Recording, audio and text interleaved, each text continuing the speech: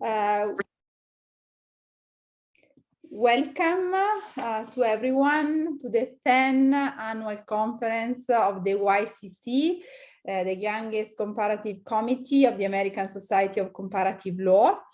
This year marks an important anniversary for the YCC because it is the 10th annual conference. So we are having our conference for 10 years. And we started in Washington, then we have our conferences in Indianapolis, Tallahassee, New Orleans, Portland, Istanbul, Cleveland, Montreal, and unfortunately last year and this year we are having our conference online. This year we were supposed to travel to Wisconsin, but in the end, together with the American Society of Comparative Law, we decided to move entirely the conference online today on Saturday, 23rd of October.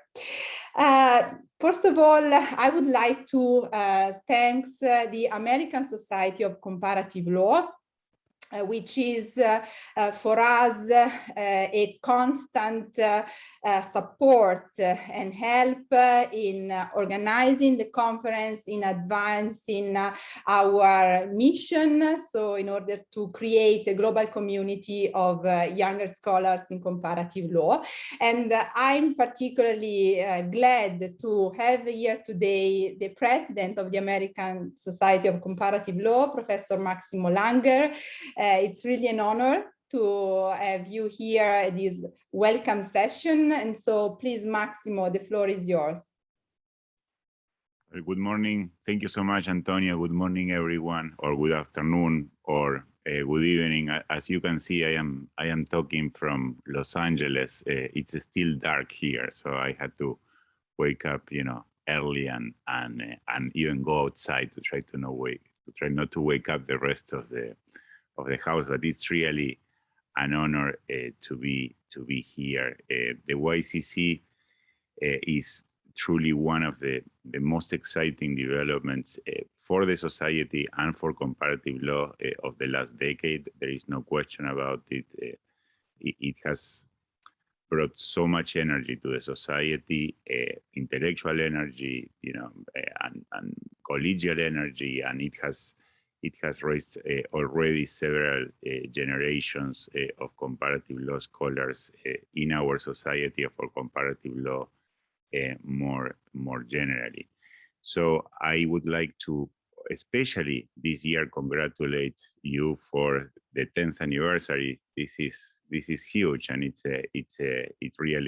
an important date, and it's testimony that it's not only an exciting development, but also a well-established one, one that it's very important for the society, that we are always very, very excited and willing and ready to support in any way we can, because you are the future of comparative law essentially, and that's very exciting to see it coming right through all and each of you.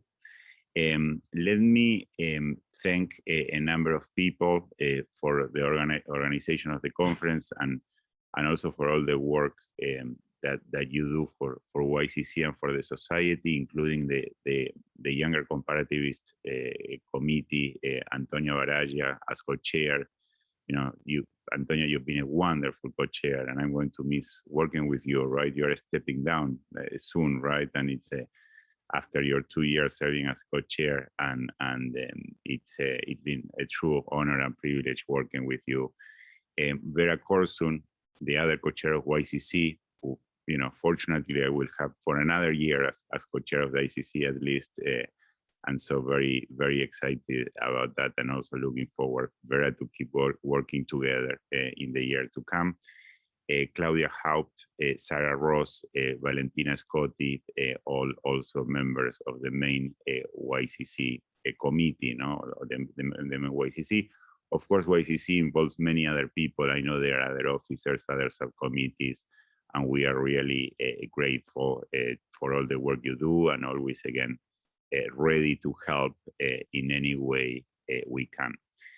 Let me also thank for facilitating the organization of the YCC conference this year, Professor Josh Braver from Wisconsin School of Law, who has been kind of the contact person for us and for the YCC for the organization of this conference, and to Wisconsin School of Law, well, University of Wisconsin Law School, that's the official title really, for all the work they've done this year to host not only the annual meeting of the American Society of Comparative Law, but now also the YCC 2021 annual conference. They've been truly fantastic in any way. Yes, it would have been much better to be all together in Madison, having this conversation in person, but at least we can have it this way, and to a great extent is thanks to all the work that the University of Wisconsin Law School has done. So there is a very exciting program with very exciting a plenary panel on Afghanistan, and then many concurrent panels. And I know that there is more coming now in this segment of the conference. I just want to welcome you all and wish you a very good and productive conference. Thank you so much. Thank you, Maximo, for your kind words and for your support to the YCC work. And I join you in thanking the members of the YCC board, in particular Vera Corzon, the co-chair of the YCC, and Claudia, Sara, and Valentina, but also the chair of our advisory groups, Michael Da Silva, Lisa King, and Jürgen Gossen. They work together with us in several activities of the YCC, mainly in the selection of the YCC prizes. And today we will have also the ceremony of two of the YCC prizes that we are going to introduce soon. So thank you really all of you, because without your work, your support, nothing of the YCC activities would have been possible. I would like also to thank our colleagues at Wisconsin, particularly Joshua Braver and Sumudu Atapatu, because they really give us this year a great support in dealing all the issue related to having an online conference only. So really, it has been really a pleasure to work with you all.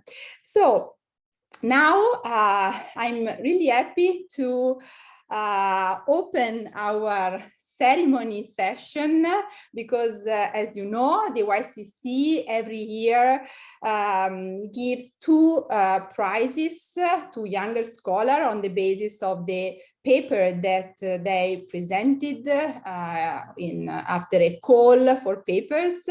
And so the first one is the Eleanor Eder Prize, which has been assigned according to the evaluation of our advisory group led by Michael Da Silva. So I give the floor to Michael in order to open the ceremony of the prize, please. I do the Eder Prize. You want me to do that one now? Yeah. So so I'm glad to be here to announce the results of the competition this year for the Fanner J. Eder Prize in Comparative Law. This is an award that is focused on highlighting excellent scholarship by JD and LLB students or any other undergraduate students working in comparative law. And this year, for the second year in a row, we had a unanimous selection of both the winner and the honorable mention coming from the same school, Duke University. So in addition to thanking the individuals, highlighting the individuals, we can note the excellence of comparative law education that must be going on at Duke. So first, for the honorable mention, it went to Robin Liu from Duke for a paper entitled "Giving the Paper a Voice Where It Counts, a Presumption in Favor of Allowing Permanent Residents to Vote in Local Elections." This is an interesting paper that provides a panoramic view of the history and practice of non-citizen voting, and provides an argument for why actually providing the franchise to non-citizens is more plausible in the case of local elections. This is a presumption that Robin suggests is often raised in the literature, but rarely defended.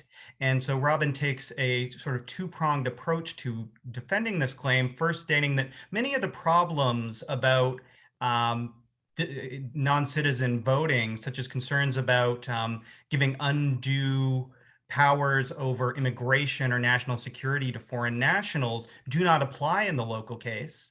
And then says positively that in the local case, there's more of a stakeholder interest in the elections, and that this should justify at least a presumption in favor of non-citizen voting. Robin then talks about when the presumption could be overcome, but ultimately suggests that there's a case for that presumption. The winner of the prize, however, this year is Jane Tien for a paper entitled "Fighting Words, Catalonia at the Language Instruction Crossroads." It's a comparative piece focusing on two cases of provincial minority linguistic education policies in provinces where there is a substantial minority vis-a-vis the larger state who has a nationalist project and seeks to protect their language, and yet also within that province has a sub-minority that wants to protect their own language. And so what Jane does is provides a detailed history of the law and politics of Catalan and Castilian language instruction in the Spanish province of Catalonia, and a critique of some of the metaphorical language that attempts to resolve some of these issues. She then provides an argument for why my province of Quebec's provincial majority language as the default, minority language instruction as an elective, is a preferable approach to linguistic policy in these types of provinces. And in the process, provides some nice history of the Quebecois case in addition. These are both very impressive papers for JD/LLB students, and I am glad that I had the opportunity to read them. Thanks, and congratulations. Thank you, Michael. I would like to give the floor to the authors of the paper. So please, if you want to. Yes, thank you so much. I just want to say that it's a great honor to be recognized by the distinguished experts at the YCC. So thank you for reviewing my work. I also want to thank Professor Honing Lau, the Willie P. Magnum Distinguished Professor of Law at UNC Law, for his instrumental role in guiding me through the writing process of this paper. This is the second year in a row as his students have won the Edgar Prize, and he has been an incredible mentor and resource. So this is as much a recognition of my achievement as is his. Thank you. Thank you. Okay, so I think we can move on with our second prize, the Colin B. Picker Prize in Comparative Law.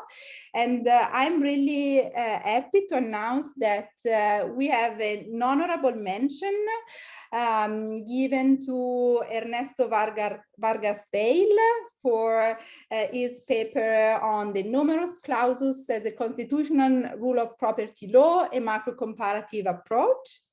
And also we have the winner of the Colin B. Picker Prize, who is Weilm Xiao, for his paper on a comparative study of modernization of family laws in Japan and in China.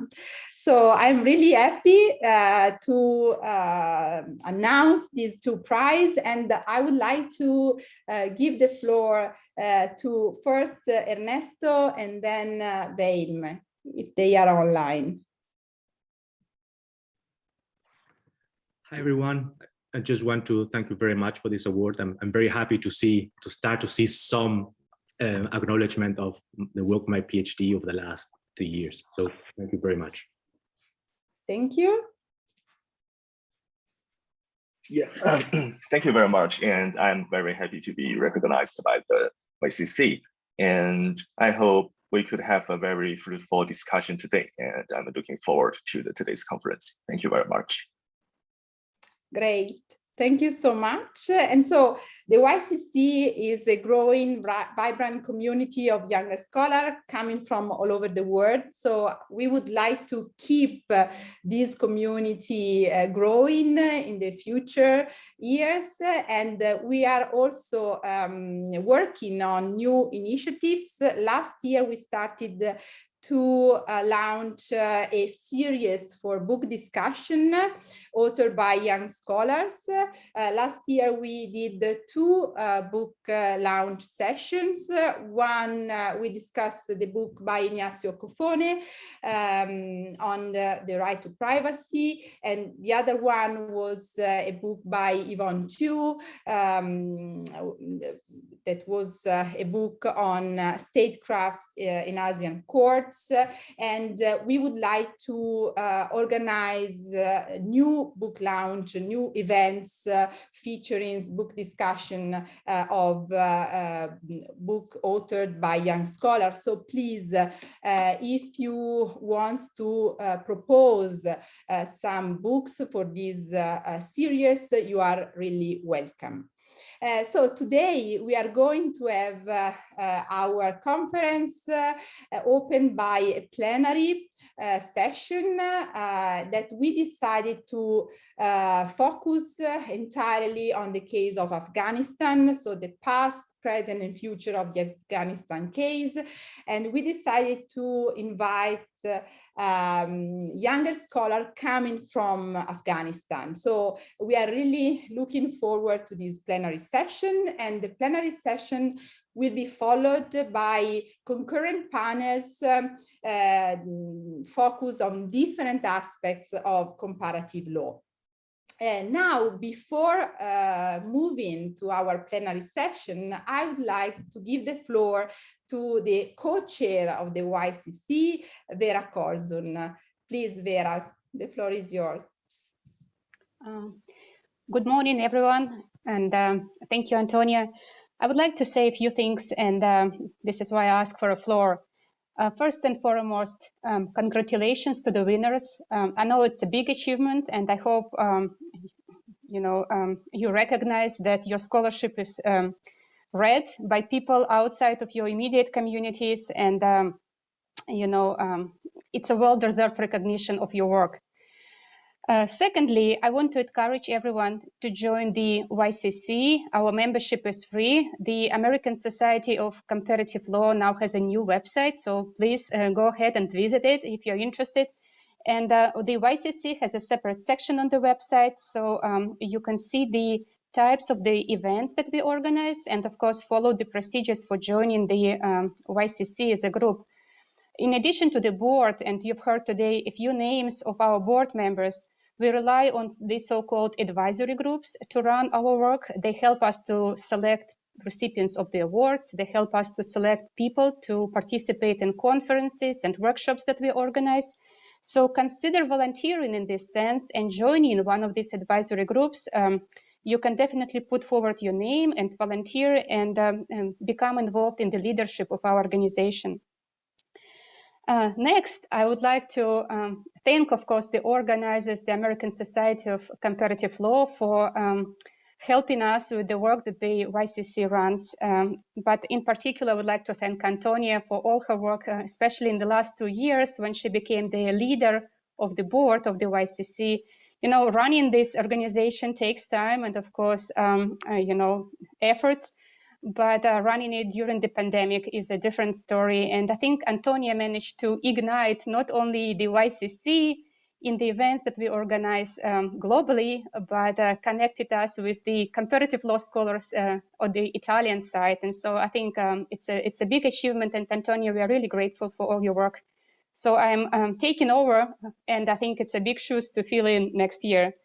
And then finally, I would like to encourage everyone to join the sessions today throughout the day. I hope you will find the ones that fits your interests, and of course, will engage in scholarly debate. So welcome everyone and enjoy your day today. So thank you, Vera. So I think we now can move on our plenary session. So maybe we can have 4 minutes break in order to allow people that would like to join the plenary session to enter the session. And so then we can start on time according to our schedule. So thank you all for having been here in the opening ceremony, and please join us in the plenary and in the concurrent panel. Thank you so much. Thank you. Thank you.